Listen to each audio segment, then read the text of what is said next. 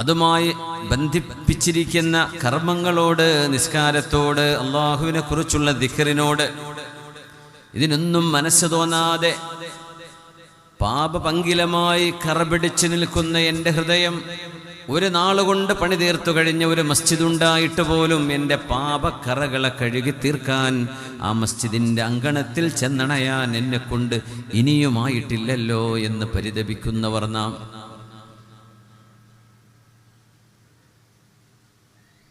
ഇതൊരു സംസ്കരണത്തിൻ്റെ ആലയമാണ്. ഈ മസ്ജിദിൻ്റെ ഖിബില എന്ന് പറയുന്നത്, ആ ഖിബിലയിലൂടെ നേർ മുറിച്ചു കടന്നാൽ എത്തുന്നത് ഇന്ന അവ്വല ബൈതിൻ വുദിഅ ലിന്നാസി ലല്ലദീ ബിബക്കത മുബാറക, പരിശുദ്ധമായ മക്കയിലേക്കാണ്.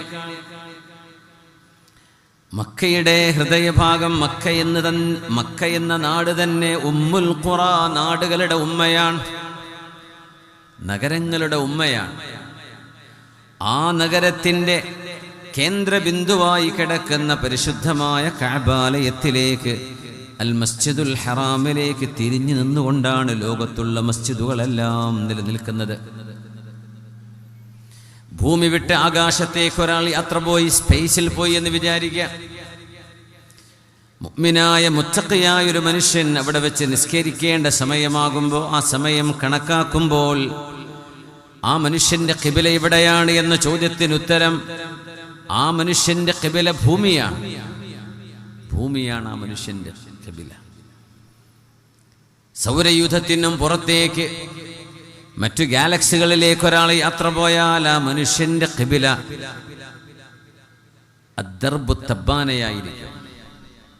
എവിടെയാണോ ഈ കഅബാലയം ഉൾക്കൊള്ളുന്ന ഭൂമികയുള്ളത്, പ്രദേശമുള്ളത്, അത് മുഴുവനും ദൂരങ്ങൾ കഴിയും തോറും പ്രപഞ്ചത്തിന് ഖിബിലയായി മാറുകയാണ്. അവിടേക്ക് തിരിഞ്ഞു നിന്നെങ്കിൽ മാത്രമേ നമ്മുടെ നിസ്കാരങ്ങൾ, ഔദ്യോഗികമായി നമ്മുടെ ആരാധനയാണ് നിസ്കാരം.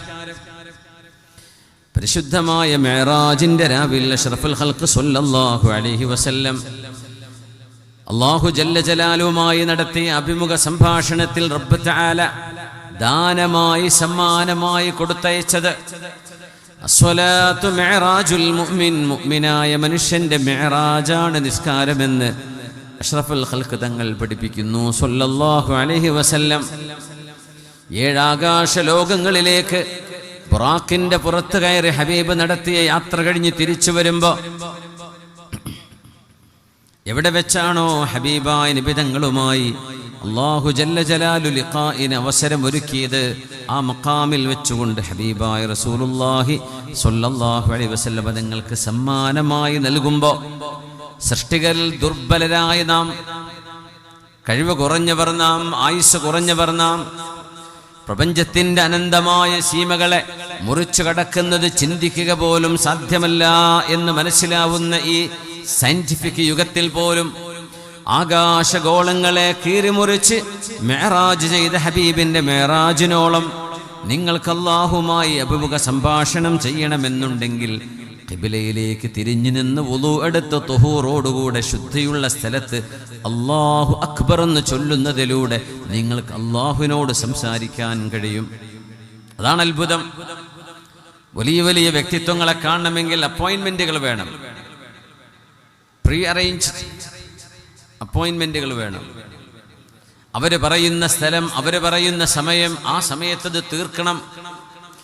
എന്നാൽ അഷ്ഹദു അല്ലാ ഇലാഹ ഇല്ലല്ലാഹ് വ അഷ്ഹദു അന്ന മുഹമ്മദർ റസൂലുള്ളാഹ് എന്ന് ഹൃദയം കൊണ്ട് വിശ്വസിക്കുകയും നാവുകൊണ്ട് ഉരിയാടുകയും ചെയ്ത ഒരു മനുഷ്യന് ഒരിക്കലും നേരത്തെ അപ്പോയിന്റ്മെന്റ് എടുക്കേണ്ടതില്ലാത്ത വിധം കരുണാമയനായ ലോകത്തിന്റെ സൃഷ്ടാവായ, പ്രപഞ്ചത്തിന്റെ നാഥനായ റബ്ബുൽ ആലമീനായ അല്ലാഹു ജല്ല ജലാലുവിനോട് എപ്പോഴെങ്കിലും മനസ്സു തുറന്ന് സംസാരിക്കണമെന്ന് തോന്നുന്നുവെങ്കിൽ ആ സമയവും സ്ഥലവും നിശ്ചയിക്കാനുള്ള സ്വാതന്ത്ര്യം അടിമകളായ മനുഷ്യർക്ക് നൽകുന്നതാണ് നിസ്കാരം. അതത്ഭുതമല്ലേ? നിങ്ങൾക്ക് ഇപ്പൊ റബ്ബിനോട് സംസാരിക്കണമെങ്കിൽ ലാ തഖ്തലിഫു അലൈഹിൽ അൽസുൻ, ഭാഷകൾ അല്ലാഹുവിന് പ്രശ്നമല്ല. കോടാനുകോടി മനുഷ്യരുടെ സംസാരങ്ങളും ഫോൺ കോളുകളും മനുഷ്യനുണ്ടാക്കുന്ന ടവറുകൾക്ക് സെഗ്രിഗേറ്റ് ചെയ്ത് ഓരോരുത്തർക്കും അവനവരുടെ നമ്പറുകളിലേക്ക്, ഡിവൈസുകളിലേക്ക് ആ ശബ്ദ സന്ദേശങ്ങളെ ഡൈവേർട്ട് ചെയ്യാൻ മനുഷ്യനെന്ന ദുർബലനായ മനുഷ്യൻ ദുർബലനായി സൃഷ്ടിക്കപ്പെട്ടവനാണെന്ന് റബ്ബ് തആല പറഞ്ഞിട്ട് പോലും മനുഷ്യന്റെ സംവിധാനങ്ങൾക്കിത് സാധ്യമാണെങ്കിൽ റബ്ബുൽ ആലമീനായ അല്ലാഹുവിന്റെ ഖുദ്റത്ത്, ലോകത്തിന്റെ മുക്കുമൂലകളിൽ വിവിധങ്ങളായ ഭാഷകളിൽ ഞങ്ങളുടെ രക്ഷിതാവേ, പടച്ചവനെ, പർവർദഗാർ, യാ റബ്ബ്, ഓ മൈ ഗാഡ്, പ്രപഞ്ചനാഥനെ കുറിച്ച് നിങ്ങൾ അറിയുന്ന ഏത് ഭാഷയിൽ വിളിച്ചാലും ആ ഭാഷകളൊന്നുമേ അള്ളാഹുവിന് അവ്യക്തതയുണ്ടാക്കുന്നതല്ല. പിന്നെയോ നിങ്ങളുടെ മനസ്സിന്റെ ഉള്ളിൽ കിടക്കുന്ന ചിന്തകളെപ്പോലും കേൾക്കാനും അറിയാനും സംവദിക്കാനും കഴിയുന്ന റബ്ബാണ് നിങ്ങളുടെ റബ്ബ്. ലാ തുദ്രികുഹുൽ അബ്സ്വാർ വഹുവ യുദ്രികുൽ അബ്സ്വാർ വഹുവൽ ലതീഫുൽ ഖബീർ. ആ റബ്ബിന്റെ അളമത്ത്, ആ റബ്ബിന്റെ മഹത്വം, ആ പടച്ചതമ്പുരാന്റെ ഉണ്മ നിങ്ങളുടെ കണ്ണുകളെ കൊണ്ട് മുഴുവനായി മനസ്സിലാക്കാനോ ഉൾക്കൊള്ളാനോ കാണാനോ സാധ്യമല്ലെന്നിരിക്കെ വഹുവ യുദ്രികുൽ അബ്സ്വാർ, കണ്ണുകളെ നിയന്ത്രിക്കുന്നത് ആ പടച്ചവനാണ്. കണ്ടുകൊണ്ടിരിക്കുന്നതിനെ കാണാതെയാക്കി തരാനും കാണാതെയായി കിടക്കുന്നവയെ കാണിച്ചു തരാനും കഴിയുന്നവനാണ് അല്ലാഹു. വഹുവൽ ലതീഫുൽ ഖബീർ, എല്ലാം അതിസൂക്ഷ്മമായി അറിയുന്നവനാണ് പടച്ചതമ്പുരാൻ. ആ റബ്ബുമായി നിങ്ങൾക്ക് സംസാരിക്കണമെന്ന് തോന്നുന്നുണ്ടോ? വുളു എടുക്കണം, ഖിബിലയിലേക്ക് തിരിയണം. ഏതൊരു ഭവനമാണോ ഭൂമി നിർമ്മിക്കപ്പെട്ടുണ്ടാക്കപ്പെട്ടതിന് ശേഷം, പ്രപഞ്ചത്തിന്റെ സൃഷ്ടിപ്പിന് ശേഷം, ഈ ഭൂമികയിൽ ആദ്യമായി അള്ളാഹുവിന്റെ മലക്കുകളും ആദ്യ മനുഷ്യനായ ആദം നബി അലൈഹിസ്സലാമും ഒരുമിച്ചുണ്ടാക്കിയ മസ്ജിദ് ഏതോ? അള്ളാഹുവിന്റെ ഭൂമിയിൽ റബ്ബിന് സുജൂദ് ചെയ്യാൻ വഖഫ് ചെയ്യപ്പെട്ട ആദ്യത്തെ കെട്ടിടമേതോ, ആദ്യത്തെ മസ്ജിദ് ഏതോ? ആ മസ്ജിദാണ് ലോകത്തുള്ള എല്ലാ മസ്ജിദുകളുടെയും മാതാവ്. ആ മസ്ജിദിലേക്ക് തിരിയുമ്പോഴാണ് മറ്റു മസ്ജിദുകളിൽ നടക്കുന്ന നിസ്കാരങ്ങൾക്ക് സാധൂകരണമുണ്ടാകുന്നത്. അപ്പൊ കഅബയുടെ മഹത്വം എത്രയായിരിക്കും ആലോചിച്ചു. അള്ളാഹുവിന്റെ സംസാരം നിങ്ങൾക്ക് കേൾക്കണമെന്ന ആഗ്രഹമുണ്ടോ? ഖുർആൻ എടുത്തോതണം. അള്ളാഹുവിനോട് നിങ്ങൾക്ക് സംസാരിക്കണമെന്ന ആഗ്രഹമുണ്ടോ? നിസ്കരിക്കണം. രണ്ടും സാധ്യമാണ്. If you want to talk to Allah, stand up in prayer. If you want to listen to Allah, recite Quran. അല്ലാഹുവിന്റെ പരിശുദ്ധമായ കലാം നിങ്ങൾക്ക് കേൾക്കണമെന്ന ആഗ്രഹമുണ്ടെങ്കിൽ അതിനുള്ള വഴിയാണ് പരിശുദ്ധ ഖുർആൻ ഓതുന്നത്. ആ ശബ്ദം റബ്ബിന്റെ ശബ്ദം നിങ്ങൾ കേൾക്കുന്ന പോലെയാണ്. അള്ളാഹിന്റെ വചനമാണത്. അള്ളാഹുവിനോട് നിങ്ങൾക്ക് സംസാരിക്കണമെന്നുണ്ടെങ്കിൽ അതിൻ്റെ ഔദ്യോഗികമായ രീതി എന്ന് പറയുന്നത് 5 നേരത്തെ ഫർളാക്കപ്പെട്ട നിസ്കാരത്തിലൂടെയാണെങ്കിൽ അതിന് അള്ളാഹുവിൻ്റെ ഭൂമികയുടെ പ്രപഞ്ചത്തിന്റെ സമയക്രമങ്ങളിൽ എപ്പോഴാണ് നിസ്കാരത്തിന്റെ നേരങ്ങളെന്ന് പുണ്യനബി പഠിപ്പിച്ചതിനനുസരിച്ച് വഖത്തായി കഴിഞ്ഞതിന് ശേഷം വുളൂ കൃത്യമായി ചെയ്ത് ത്വഹാറത്തോടുകൂടെ ശുദ്ധമായ വസ്ത്രം ധരിച്ച് ശുദ്ധമായ ഇടത്തിൽ ചെന്ന് ഖിബിലയിലേക്ക് തിരിഞ്ഞു നിന്ന് അല്ലാഹു അക്ബർ എന്ന് ചൊല്ലുന്നവരെ കാരുണ്യവാനായ അല്ലാഹു നിങ്ങളിലേക്ക് മുഖം തിരിച്ച് നിങ്ങളെ ശ്രദ്ധിച്ചു കൊണ്ടിരിക്കുകയാണ്.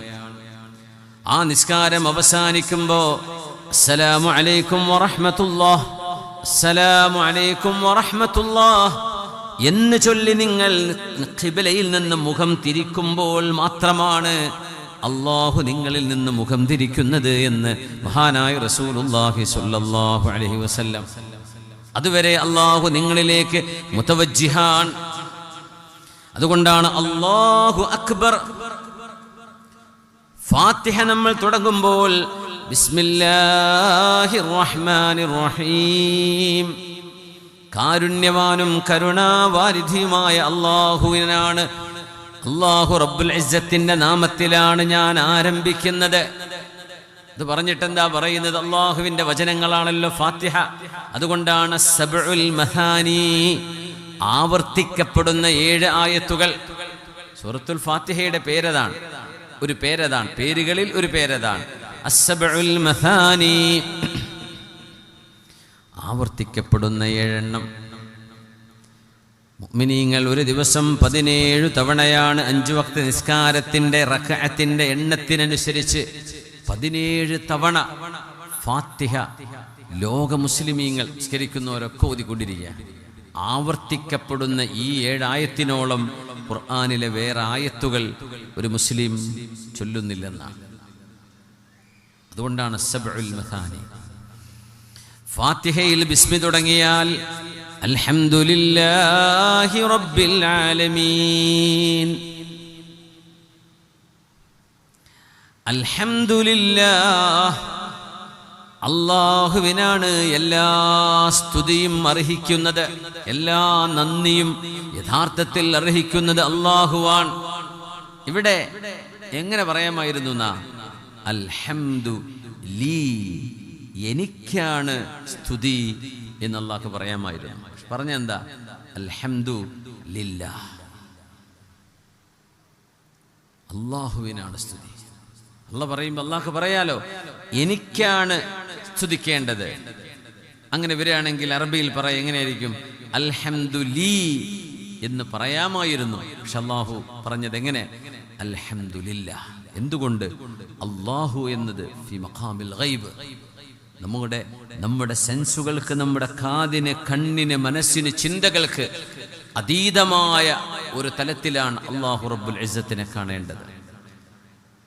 അതുകൊണ്ട് അല്ലാഹു തആല അൽഹംദുലി എന്ന് പറയുന്നതിലൂടെ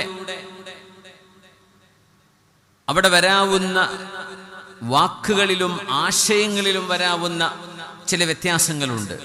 അതിനെയൊക്കെ മറികടന്നുകൊണ്ടാണ് അൽഹംദുലില്ലാഹ്, അല്ലാഹുവിന് അവകാശപ്പെട്ടതാണ് എല്ലാ സ്തുതിയും. അല്ലാഹുവിനെ പരിചയപ്പെടുത്താൻ ഇതല്ലേ നിസ്കാരം. അൽഹംദുലില്ലാഹി റബ്ബിൽ ആലമീൻ,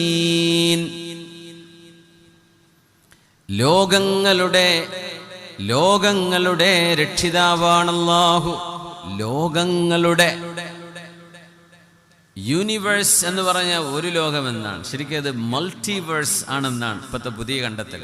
നോക്കണേ, സുബ്ഹാനല്ലാഹ്, മൾട്ടിവേഴ്സ് ആണ്, യൂണിവേഴ്സ് അല്ല, മൾട്ടിവേഴ്സ്. ഒരുപാട് ലോകങ്ങൾ ഈ പ്രപഞ്ചത്തിലുണ്ട് എന്നാണ് ഇപ്പോഴത്തെ കണ്ടെത്തൽ. അതാണ് യൂണിവേഴ്സൊക്കെ മാറി ഇപ്പോൾ മൾട്ടിവേഴ്സ് ആയിട്ടുണ്ട്.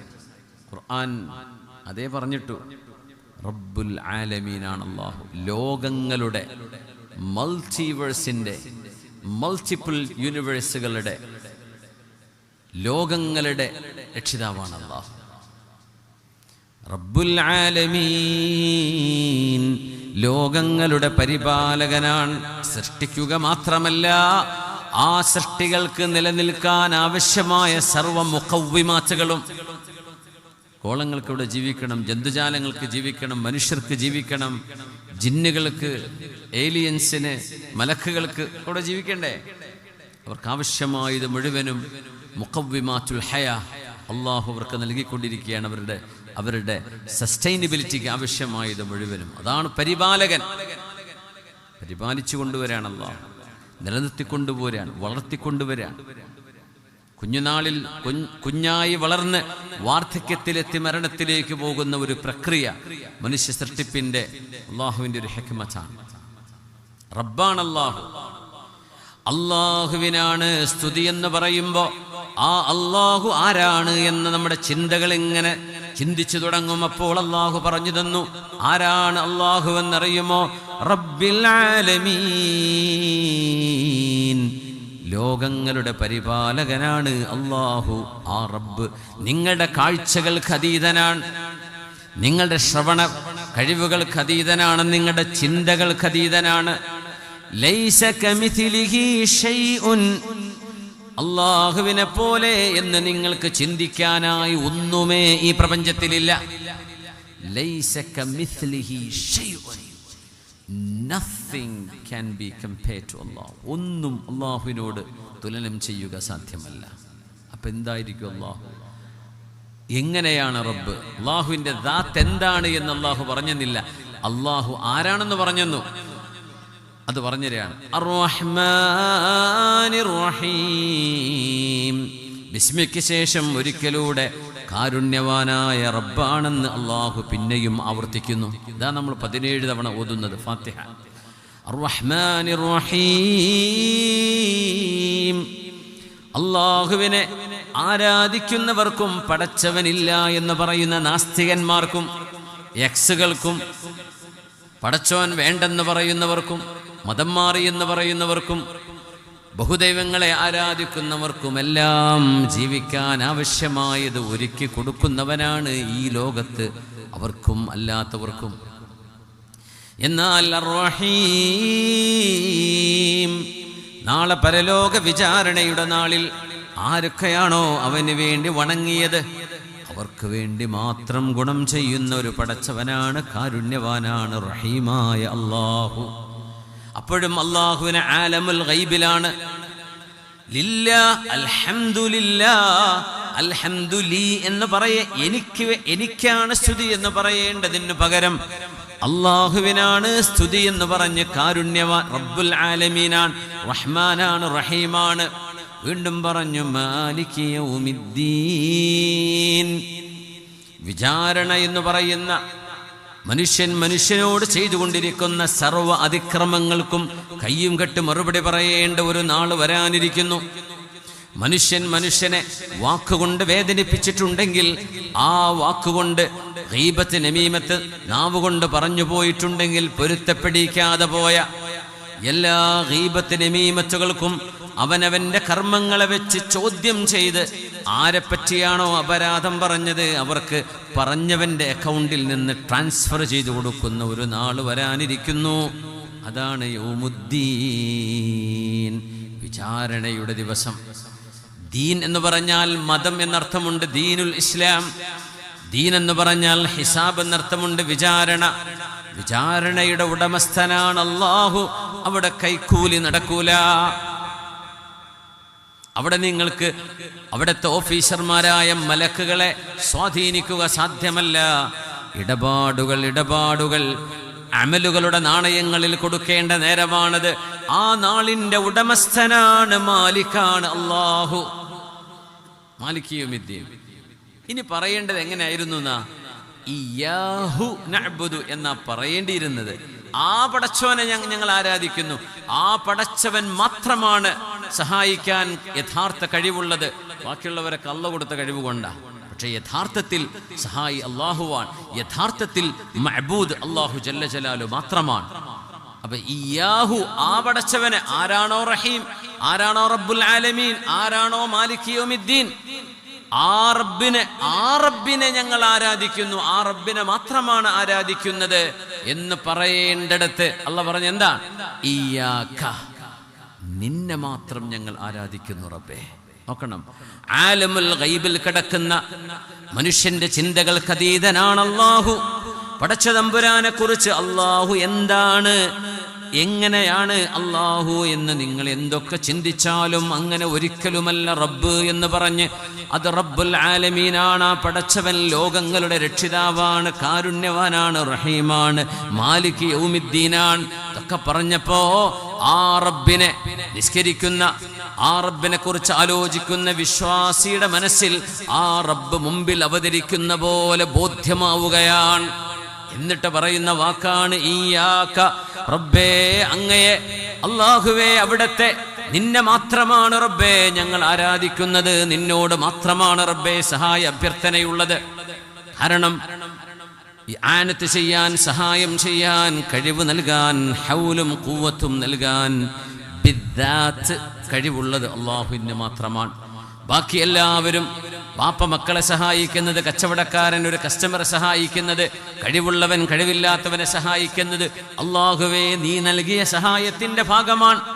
ഔലിയാഇന്റെയും അംബിയാഇന്റെയും സ്വാലിഹീങ്ങളുടെയും ശുഹദാഇന്റെയും മഖാമുകളിൽ നിന്ന് ലഭിക്കുന്ന അർവാഹുകൾക്ക് ലഭിക്കുന്ന അവരുടെ നുസ്രത്തുകളാവട്ടെ എല്ലാം അല്ലാഹുവേ നിന്റെ ഖസാനയിൽ നിന്ന് നീ നൽകുന്നതല്ലാതെ അവർക്കായിട്ട് ഒന്നുമേ സ്വന്തമായിട്ടില്ല റബ്ബേ.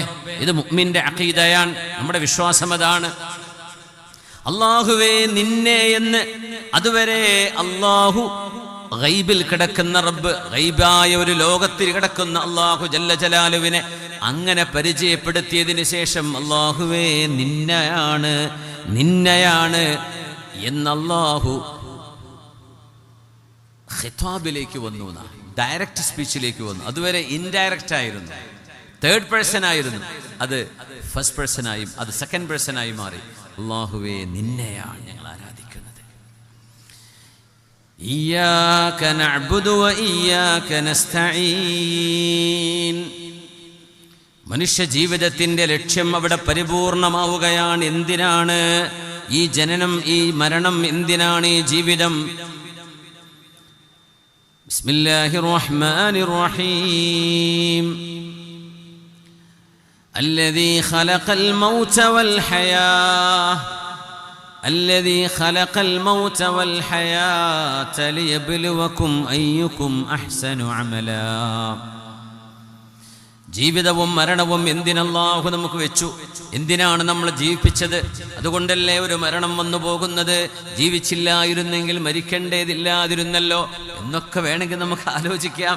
പക്ഷേ ജനനം അല്ലാഹു തന്നു കഴിഞ്ഞു.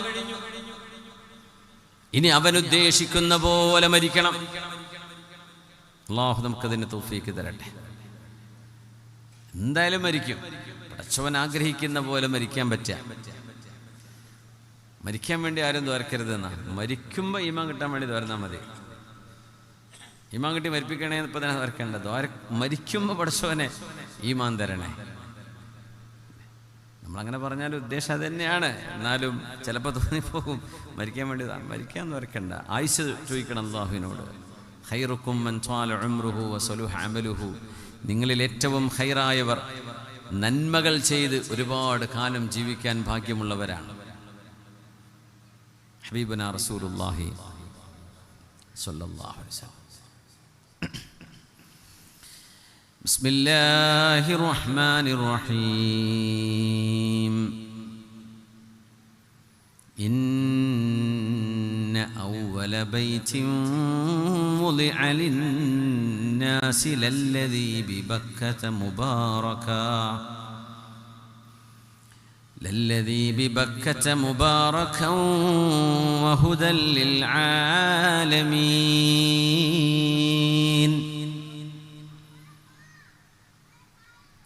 നിങ്ങളിൽ ആരാണ് ഏറ്റവും നല്ല കർമ്മം ചെയ്യുന്നത് എന്ന് പരിശോധിക്കുകയാണ് ജനനത്തിൻ്റെയും മരണത്തിൻ്റെയും ജീവിതത്തിൻ്റെയും ലക്ഷ്യമെന്ന് അല്ലാഹു തബാറക സൂറത്തിലാണ് നമ്മളെ പഠിപ്പിച്ചത്.